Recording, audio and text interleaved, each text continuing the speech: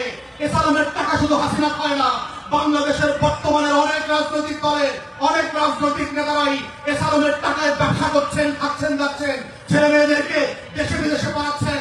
অতএব এই জায়গাতে মাথায় রাখতে হবে 1757 সালের 23 জুন কিভাবে এই গণঅভ্যুত্থান হয়ে যাওয়াটা যেমন বাংলাদেশের ইতিহাসের শত শত বছরের আমাদের গৌরব গাথার অংশ, ঠিক একইভাবে মাথায় রাখতে হবে যে এই বাংলাদেশটাকে আমরা কিভাবে আগামী বছরগুলোতে, আগামী দশকগুলোতে, আগামী শতবর্ষে কিভাবে স্বাধীন রাখতে পারি। মাথায় রাখতে হবে আজাদীর লড়াইতে সফল হওয়ার ইতিহাস যেমন আছে, আজাদী হারিয়ে পরাধীন হওয়ার ইতিহাসও কিন্তু পৃথিবীর মানচিত্রে আছে। বেশি দূরে যেতে হবে না, ভারতের ভিতরে সিকিমের দিকে তাকান, 75 পর্যন্ত তারা কিন্তু স্বাধীন রাষ্ট্র ছিল। হায়দ্রাবাদের দিকে তাকান, শত শত বছর ধরে এই ভারতবর্ষের সবচেয়ে ধনী মহারাজা ছিল। ভূপালের দিকে তাকান, বিহার স্বাধীন রাষ্ট্র ছিল। পাঞ্জাবের দিকে তাকান, স্বাধীন প্রদেশ ছিল। জুনাগড়ের দিকে তাকান, গোয়ার দিকে তাকান।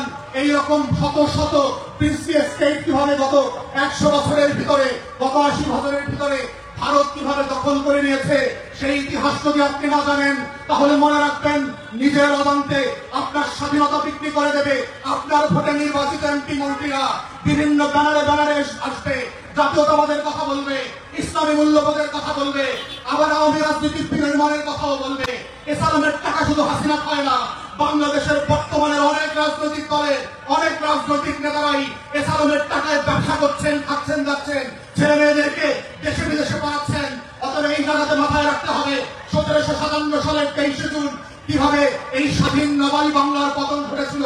কারা কারা আজকে আমার আপনার মধ্যে বাস করে মির্জাফরের রোল প্লে করছে, কারা কারা আপনার আমার মতো কাপড় করে ভূমিকা জগৎ শেখের রোল প্লে করছে, কারা কারা জাতীয়তাবাদী আর ইসলামী দলগুলোর ভিতরে বাস করে ফাঁসি বেগমের রোল প্লে করছে, কৃষ্ণপদ রায় চৌধুরীর মতো করে বাংলাদেশকে বিক্রি করে দিচ্ছে। এই মানুষগুলোকে চেনা হচ্ছে গণঅভ্যুত্থানের পক্ষের শক্তি এবং ব্যক্তিদের জন্য জরুরি। যদি আপনি চান বাংলাদেশ হায়দ্রাবাদ না হোক, যদি আপনি চান এই বাংলাদেশ স্বাধীন থাকবে, সিকিম হবে না, ভুটান হবে না, নেপাল হবে না, হায়দ্রাবাদ হবে না, কাশ্মীর হবে না, তাহলে আপনাকেও আপনার সমাজে ঘাপটি মেরে থাকা সেই মির্জাফরের ফাঁসি বেগমদেরকে, সেই জগৎ শেখ, রায়দুল্লাহ বিচারদেরকে চিনতে হবে। তারা কারা কোন দলে, তারা আগামী দিনেও আওয়ামী লীগকে নির্বাচনে চায়, জাতীয় পার্টিকে নির্বাচনে চায়, তার মধ্য দিয়ে এসালামের টাকায় আওয়ামী লীগকে পুনর্বাসন করতে চায়, আমাদের 1400 শহীদের রক্তের সাথে গদ্দারি করতে চায়, শহীদ সালের রক্তের সাথে বেইমানি করতে চায়, মুগ্ধের রক্তের সাথে, আবু সাইদ আল-নাফিয়ানের রক্তের সাথে গদ্দারি করতে চায়। সেই গাদ্দারদেরকে আপনাকে চিনতে হবে। যদি মনে করে থাকেন নীরবে নিভৃতে বাসায় বসে টিভিতে বসে সোফা দেখবেন আর টকশো দেখবেন, দেখতে দেখতে আজাদীর পতাকা হারিয়ে যাবে। ঘুম থেকে উঠে দেখবেন ভিন্ন রঙের কাপড় পরে আপনার পুলিশ, আপনার বিরিয়ার অন্য দেশের মানুষের হয়ে গান গাইছে। টেলিভিশন খুলে দেখবেন জাতীয় সঙ্গীত পরিবর্তন হয়ে গেছে। এইভাবেই দুনিয়াতে শত শত বছরের আজাদীর লড়াই পরাধীনতায় পর্যবেসিত হয়েছে।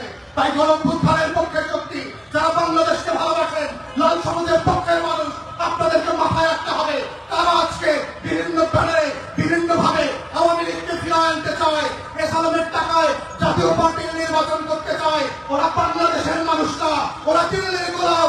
যে পার্টি থেকে আসে, যে ব্যানারে আসে, ও গণঅভ্যুত্থানের শত্রু। ও আমার 1400 শহীদের রক্তের গদ্দার মির্জাফর আর ফাঁসি বেগম। তাদেরকে কোনোভাবে আগামী দিনের রাজনীতি নির্বাচন করতে আমরা করবো না।